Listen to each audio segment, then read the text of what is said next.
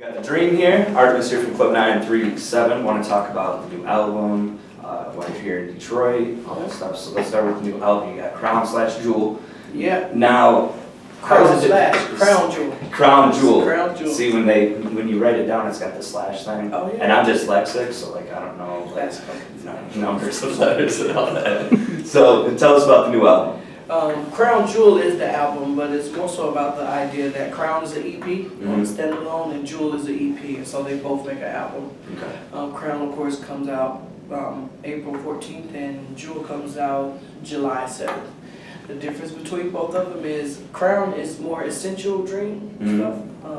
Jewel, I would like to say, is more intimate, much more personal. Right. You know, about my feelings about certain things, and I just wanted to draw the gap because I still have people coming up to me saying, "Oh, I didn't know you wrote Umbrella or Holy Grail," and it was just kind of getting to a point where it's like, "Come on, man." Right. Yeah. Right. Now, what do you enjoy doing more? Do you enjoy putting out music more, or writing music for artists, producing? It just depends on which day you're asking me. If you asked me this Right. yesterday, I would say writing. Yeah. If you asked me today, it's like singing. Right. You know, so I just love music. I try not to quantify it so much and put it in a place where we have to box it in, because that's how I got to this point anyway. Right. You know, where people are finding out stuff, you know, later on. Like I just want people to love what I do, like the peers of mine love. You know. Now, do you get nervous before album release? Like that to me would be like so stressful, because people focus so much on numbers, you know, Yeah. and then you have all these articles coming out. I know the culture focuses on numbers.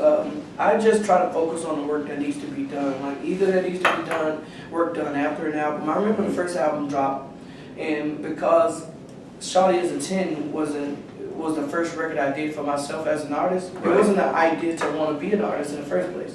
So I never had that nervous thing like, oh man, if it doesn't work. Right. I was able to be free, and I think that freedom kind of is what got people to the store to buy my records. But we didn't have an amazing first week. You know, we worked the record, and it eventually got it to go. And so that's kind of how I see everything. Like the first week numbers only scare those people who haven't planned past their release date. Right. You know, they put too much into the release week. I like to think that the people, for me, that actually buy my records aren't sitting around on the computer waiting on Tuesday for a record to drop. Right. You know, it's more to them than that. You know, they have families, they have kids.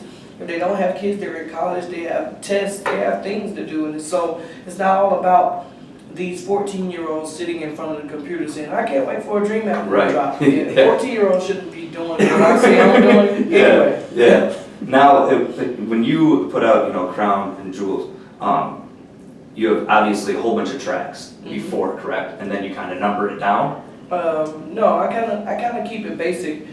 I go into it with an idea of what the album is going to be about.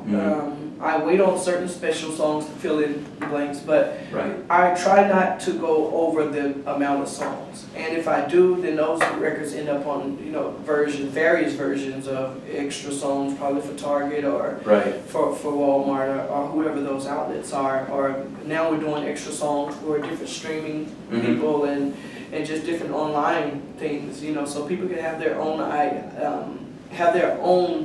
I guess identity in my life, you know, with the things that I like. If it's GQ, they get a track, you know, of something that nobody else would have. Right. And Crown and Jewel are just two. One is just a more progressive dream idea. People like to hold you in a place where you don't really progress. Right. As much as they say they want you to change, but when you change something, they say, hey man, why don't you do something like you did when you did Love Hate? And it's like, well, Love Hate is Love Hate. Yeah. We have to try to move it to a certain place. So, which hits the point of why I even did Shawty, I mean not Shawty, but That's My Shit. The point is it isn't that I've forgotten or don't know how to do those particular records. Right. I left those records there on purpose in that space, and it's hard to want something from me that we now see everybody doing, which was something that, you know, I started like a long time ago. Right. You know? Well, I think that a lot of people want to box artists in. You know, you're either an R&B artist or you're a hip-hop artist. And with you, it seems like you can go on different levels. You know, you got That's My Issue, That's My Shit with T.I., then you've got your other projects that are more R&B. Do you find it difficult when people try and box you in? Or is it just one of those things where it's like, you know Well, who you are? What happens is I just give those records to other people. Mm-hmm. So it's not really a box for me personally. I Right. think my fans box themselves in. You know, if they're real fans like of mine, I think they somehow box themselves in to want to hear a certain thing. I'm trying to get them to progress to a place, you know, just like the albums progressed.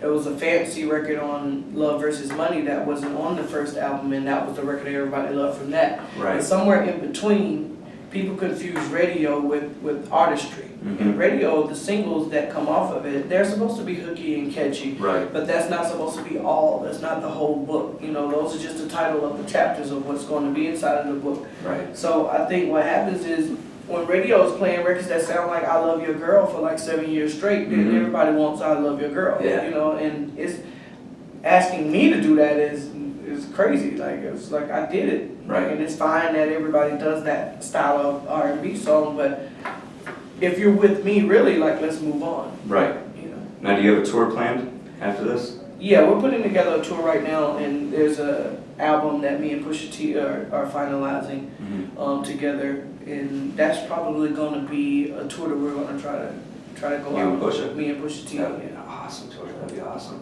Cool, man. Well, hey, it was a privilege talking to you. Get Thank the you. album April 14th. April And 14th then and July 7th. July 7th. The Dream, thank you. Again, I appreciate it.